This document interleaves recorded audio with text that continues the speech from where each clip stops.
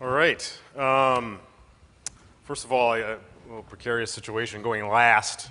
Okay, this is an experiment, so I'm trying a little experiment. You've been sitting for a while. This can take 10 seconds or less. I want you to stand up, shake the hand of someone you don't know, and sit down within 10 seconds. Quick.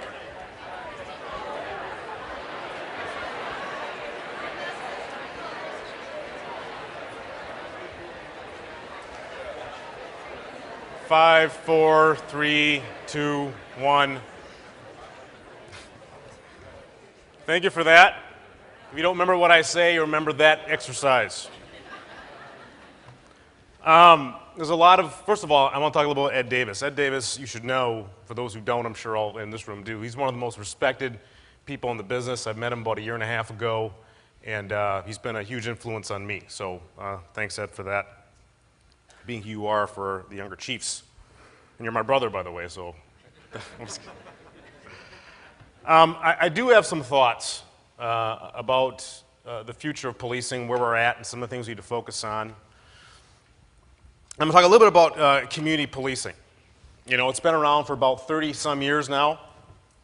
And I think it takes on several different iterations depending upon where it is you're looking at it to be instituted. I think if you have 10 different chiefs up here and ask them what community policing means in their particular jurisdictions, you get 10 different explanations of what that is. And I think part of that's intentional. But I think there's something about community policing in the current iteration that's a bit limiting. I think it's still primarily transactional. I think it's primarily instituted in this kind of form. I come to you, I have the conversation about what you need, and I look to deliver on your expectations. And what the research has showed us about community and about collective efficacy and what really is the underpinnings of a thriving community is that's not enough.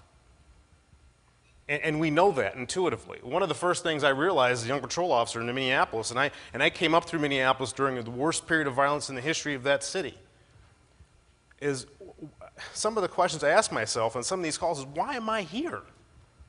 I mean, this is not what I signed up for. This is a kid trouble call. It's a loud music call. Why are people so dependent upon the police to solve every single issue? And what I've learned over my short 19 years is that the informal social controls have atrophied so much in our communities that the only recourse is 911. That's the only recourse. Okay, a little bit about Brooklyn Park. Brooklyn Park, by the way, is the second most diverse city in the state of Minnesota. Next to our sister city, Brooklyn Center, the core city, Minneapolis-St. Paul, are third and fourth, respectively. In talking about community policing, in the future of it, I think we need to lop off the word policing altogether. I think the future of community policing is community building. I think it has nothing to do with police at all. I think we play our role, right? We have the monopoly on coercive force. There's things only we can do, but we're not the answer to all things. In our city, in our small city of 80,000 people, we have about 70,000 calls for service a year. We have about 9,000 crimes. You add on 5,000 medicals, maybe 12,000 traffic stops. It's about 40,000 calls for service that have nothing to do with a reportable crime. That's over-dependence on the system. The things we know, and much of my philosophy is based upon the work of Peter Block and John McKnight, who've really studied for almost 20 years the social fabric of communities. And what we know is that those relationships that bind us together is the critical thing, the critical component of a community that's successful. And when those things don't exist, a community doesn't have a chance. I mean, just think for a minute about what a thriving community looks like. People reminisce all the time about a small town. In a small town, right, breakfast is an event. It's not about the steak and eggs, right? They have it every morning. It's about people coming together and having a conversation about their needs and about how they can come together to fulfill those needs. So community building is something that focuses on not just the problems. We're good at that. Let's talk about the problems. Talk about the problem. It focuses on the possibilities, and it gets to those things through the art of conversation and the emphasis on relationships matter. The three things that community building people like myself really focus on. The fact that within our communities, we're communities of abundance, that we have what we need within our community. The second thing is that you access that abundance through relationships, and lastly, it's not serendipity. You have to go out and actively seek to engage folks.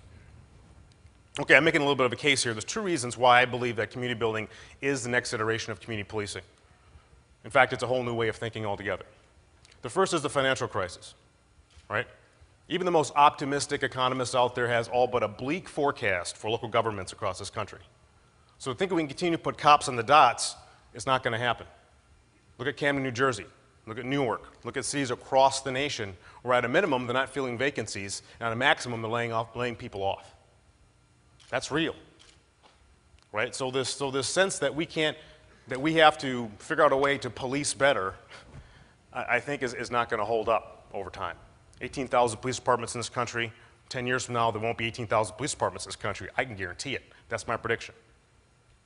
We can't afford it. We're already looking at ways to regionalize our services, and that's going to continue. Secondly, it's about the demographic shift in this country. I heard now that 2042 is a demographic tipping point that's going to occur. Now, what that means is a whole lot of cities have become a lot more diverse really quickly.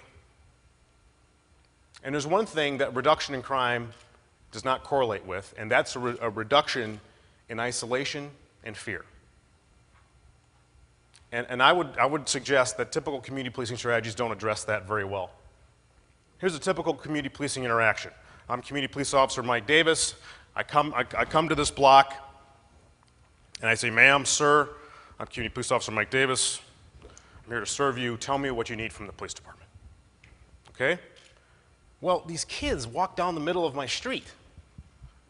You know, and I can't, my kids are afraid. I can't walk my dog, and I'm just afraid. What do you want me to do? Well, ma'am, I want you to call 911. And someone will respond to help you. Okay, so they call 911.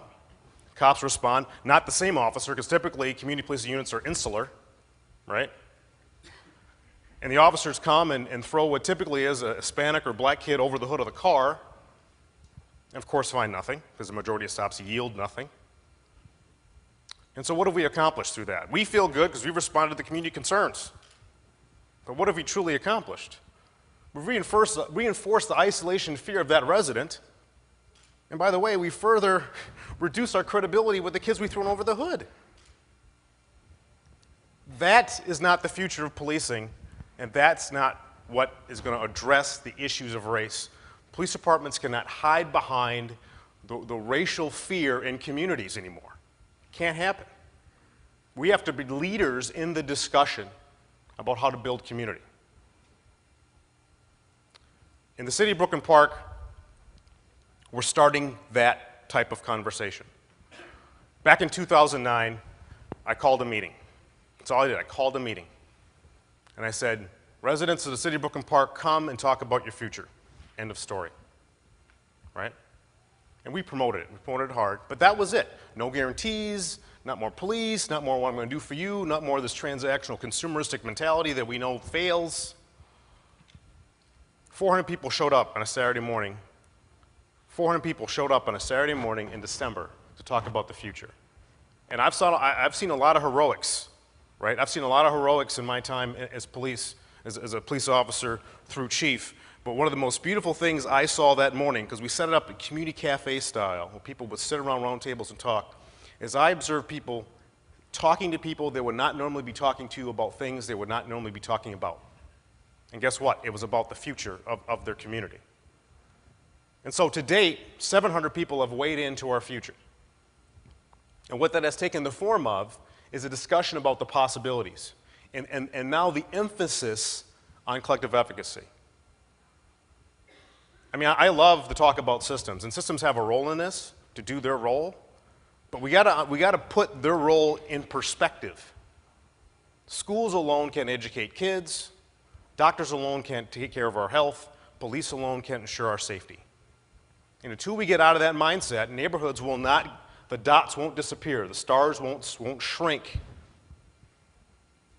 And lastly, I'll say this about abundance. There's naysayers, right?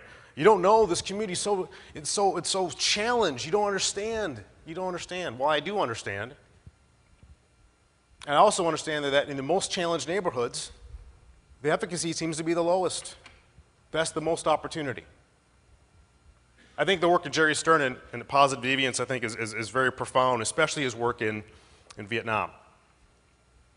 And I'll just say this quickly. So I think even though it's not in this country, it emphasizes the fact that abundance does exist within our communities. So in 1990, him, his son, his wife, went to Vietnam at the request of the government to talk about or to deal with the rampant malnutrition of rural children. So they got there and they said, thanks for coming, you got 6 months to make a difference, and you're out. Okay? So we looked at all the maps, all the empirical data, and he said, okay, the water supply is bad, there's poor sanitation, there's ignorance about nutrition, and there's rampant poverty. He goes, that's great.